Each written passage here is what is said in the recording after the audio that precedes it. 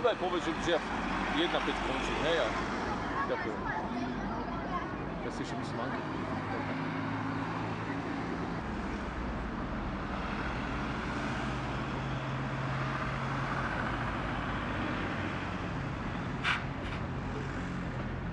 Na základe doteraz zistených skutočností jeden zo žiakov mal vystreliť z airsoftovej zbrane na spolužiakov, pričom dvaja žiaci boli jednorázovo ošetrení na mieste. Našťastie žiaci sú mimo ohrozenia života. V súčasnej dobe prebieha na mieste preverovanie, či ku skutku došlo úmyselným konaním.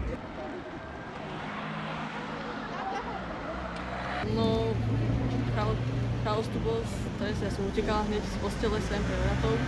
Bo som nevedela, že presne čo sa stalo, ale to sa to podozvedalo, pani riaditeľka ukludňovala to, ale samozrejme rodičia v strese. Hneď si decka berú, tak aj ja som si išla pre bratov, som sa bála.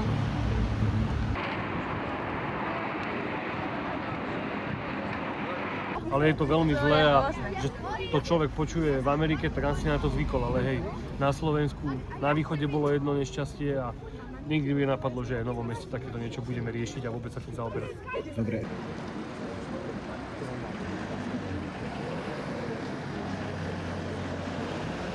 Došlo k tomu vlastne voči chlapcom, ktorí sú absolútne bezproblémoví a musím povedať, že žiak, ktorý vystrelil, áno, je problémový a dlhodobo sme to riešili, spolupracovali sme aj s CPPčkom, aj s kuratelou.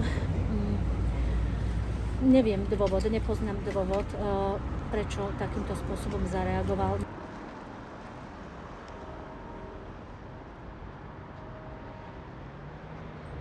For more such videos, subscribe to the NewsX YouTube channel, hit the bell icon.